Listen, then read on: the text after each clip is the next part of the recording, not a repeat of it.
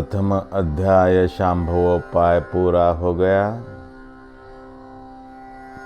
आज हम द्वितीय अध्याय शाक्तोपाय में पदार्पण करने जा रहे हैं।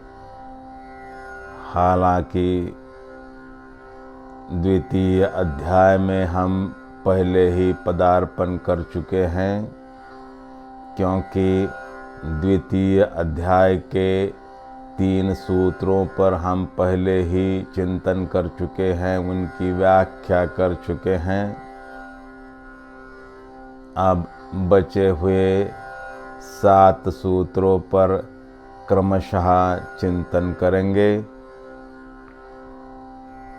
हमारी शिवसूत्र मालिका का यह 27वां सूत्र है और द्वितीय अध्याय का 4था सूत्र है और सूत्र है विद्या शरीर सत्ता मंत्र रहस्यां। पिछले सूत्र में हम मंत्र पर यथेष्ट रूप से चर्चा कर चुके हैं। आज उसी को थोड़ा और आगे ले जाते हैं, लेकिन उससे पहले इस सूत्र का अर्थ और इस सूत्र से जुड़े कुछ तथ्यों को जान लेते हैं। इस सूत्र का अर्थ है विद्या स्वरूप शरीर को धारण करने वाली जो सत्ता है, वही मंत्र का रहस्य है। जिसे शरीर को संचालित करने वाली सत्ता का पता चल गया, जिसे इस मरणमय शरीर में जो चिन्मय छिपा हुआ है उसका बोध हो गया, उसके लिए मंत्र के सारे रहस्य खुल गए, सारे भेद खुल गए। मंत्र के द्वारा शरीर सत्ता का ज्ञान हो जाता है। ज्ञान यानी सत्य का बोध, विद्या यानी सत्य का साक्षात्कार। आत्मबोध होते ही, आत्मज्ञान होते ही, शरीर में छिपे हुए अप्रकट अदृश्य तत्व का बोध होते ही मंत्र में छिपे हुए रहस्य का भी साथ साथ बोध हो जाता है, क्योंकि उस तल पर दोनों में कोई भेद नहीं है, दोनों एक है। शरीर में जो चैतन्य छिपा हुआ है अप्रकट रूप में, वही मंत्र में नाद ब्रह्म के रूप में निनादित हो रहा है। आत्मज्ञान मिलते ही, विद्यावान होते ही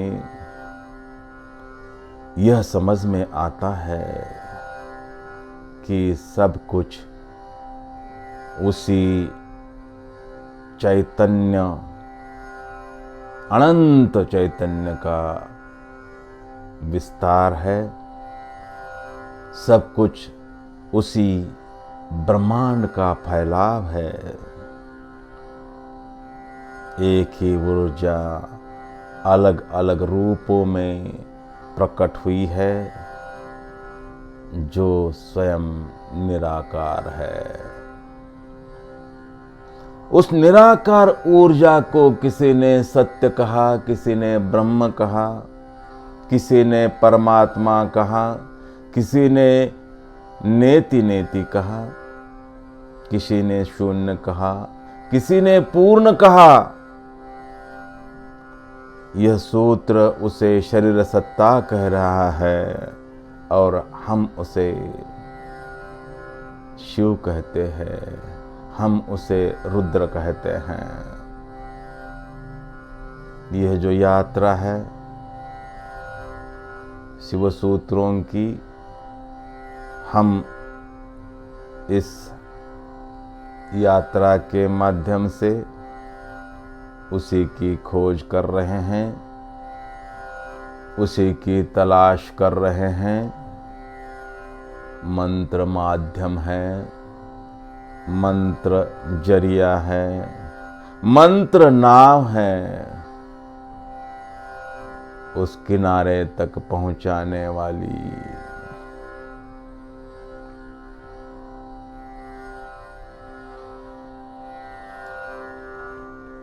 ये महलों, ये तख्तों, ये ताजों की दुनिया, ये दुनिया अगर मिल भी जाए तो क्या है,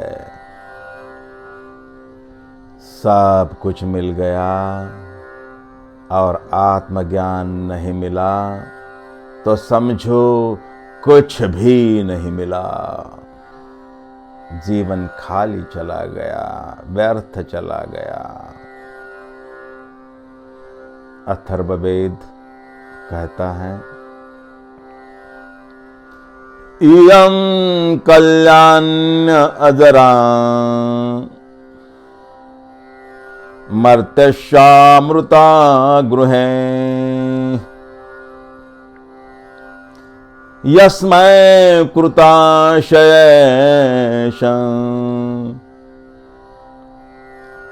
यश्रकार जजारसं। मर्त्य शरीर में वास करने वाली चेतना, यह आत्मा अजर है, अमर है, शाश्वत है। जिसे यह आत्मा प्राप्त हो जाती है, प्राप्त होना यानी जिसे उसका बोध हो जाता है, उसे सब कुछ मिल जाता है, उसका जीवन सफल हो जाता है, उसका कल्याण हो जाता है। यह शाश्वत चेतना ही फिर एक शरीर से दूसरे शरीर में प्रवेश करती है। योग वशिष्ठ उपनिषद कहता है, रेचाक्याभ्यास योगेन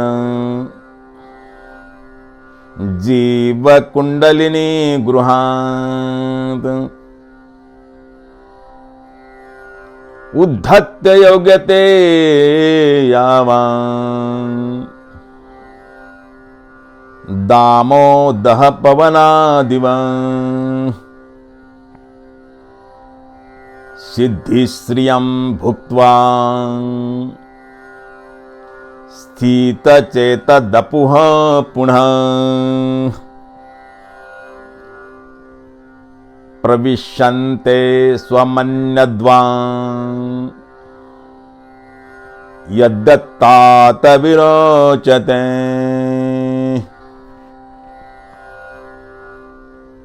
प्राणायाम की रेचन क्रिया से योगी प्राण ऊर्जा जो सर्प की भांति शरीर के चक्रों में कुंडली मार कर बैठी हुई है, उसे तपाता है, जगाता है, उसे ऊर्ध्वगामी बना देता है। ऊर्जा का सर्किट पूरा हो जाता है और कुंडलिनी जागृत हो जाती है। शरीर दो प्रकार के होते हैं, एक स्थूल शरीर और दूसरा सूक्ष्म शरीर, एक प्रकट शरीर और दूसरा अप्रकट शरीर। हम अपनी चर्चा में इस बात को बार बार दोहरा रहे हैं कि प्रत्येक वस्तु अप्रकट ऊर्जा का प्रकट रूप है। अग्नि और ऊष्मा के माध्यम से उनमें जो फर्क है वह फर्क समझ में आ गया तो यह बात भी समझ में आ जाएगी। अग्नि ऊष्मा का प्रकट रूप है और ऊष्मा अग्नि का अप्रकट रूप है। इन दोनों को अलग अलग नहीं किया जा सकता। पिछले सूत्र के चिंतन से हम यह जान चुके हैं कि शरीर पंच तत्व, 5 ज्ञानेंद्रिय, 5 कर्मेंद्रिय, मन, बुद्धि से मिलकर बना है, जिसे हम प्रकट शरीर कहते हैं, दृश्य शरीर कहते हैं। दृश्यम शरीरम, एक ही तत्व है हमारे भीतर जो अप्रकट है और वह तत्व है चैतन्य, वह तत्व है आत्मा, वह तत्व है सत्य और वही जीवनाधार है, वही महत्वपूर्ण है, वही वाइटल है और वही शरीर सत्ता है। विद्या शरीर सत्ता मंत्र रहस्यम।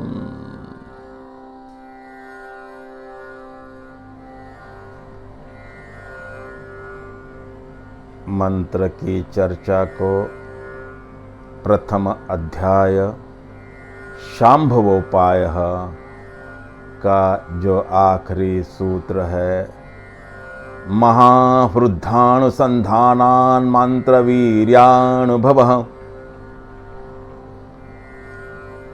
में जहाँ छोड़ा था वहीं से पकड़ लेते हैं और मंत्र शब्द को, मंत्र शक्ति को, मंत्र ब्रह्म को, मंत्र की गहराई को और थोड़ा सा समझ लेते हैं।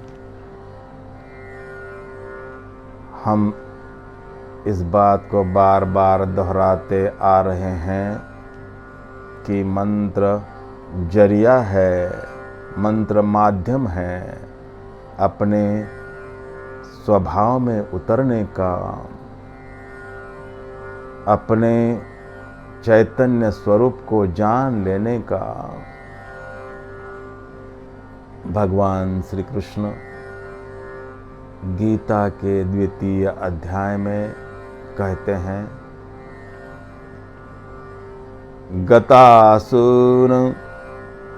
गतासूंश्च नानुशोचन्ति पंडिताः। इसका अर्थ है पंडित व्यक्ति, पंडित का यहाँ पर अर्थ है जो ज्ञानी है, आत्मवान है, जिसे आत्मबोध हो चुका है। ऐसा व्यक्ति कोई जिंदा है या मर गया है उस पर शोक नहीं करता।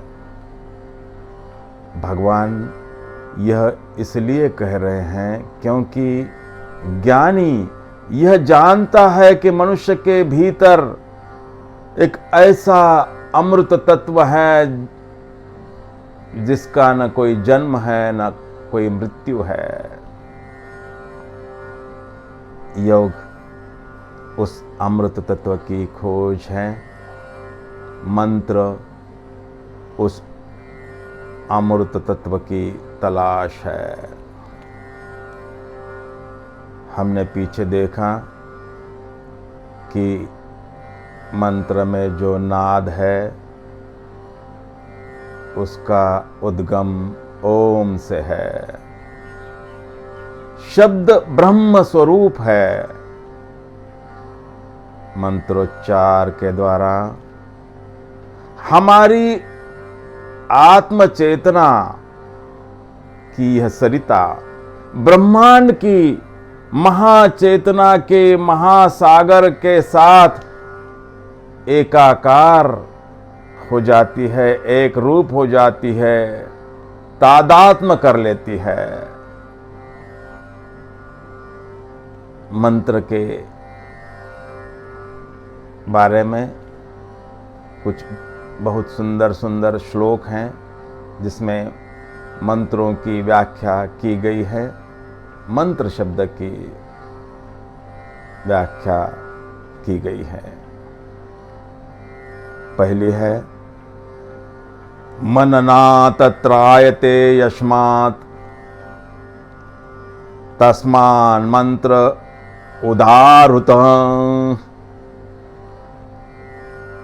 अर्थ है जिसके उच्चारण से मनुष्य तर जाता है वह मंत्र। दूसरी व्याख्या है मन्यते ज्ञायते आत्मादियेन, जिससे आत्मा और परमात्मा का ज्ञान होता है वह मंत्र। एक और व्याख्या है कि मन्यते सत्क्रियन्ते परमपदे स्थिताः देवताः, जिसके द्वारा परम पद पर स्थित देवता का साक्षात्कार हो जाता है, सत्कार हो जाता है, वह मंत्र।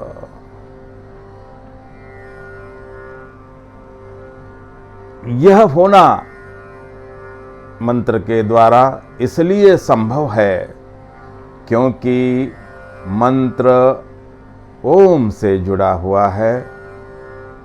मंत्रोच्चार उस ओम के साथ जोड़ देता है। ओम ही ब्रह्म है, ओम ही चैतन्य है, ओम ही आत्म चेतना है। ओम का अनुभव ही चैतन्य बोध है। आत्म चैतन्य का साक्षात्कार है। ओम का बोध ही ज्ञान है। ओम का बोध ही विद्या है और ओम ही शरीर सत्ता है। ओम ही विश्व सत्ता है और वह सत्ता ही मंत्र का रहस्य है। विद्या शरीर सत्ता मंत्र रहस्यं। श्री शिवाय नमस्तुभ्यं।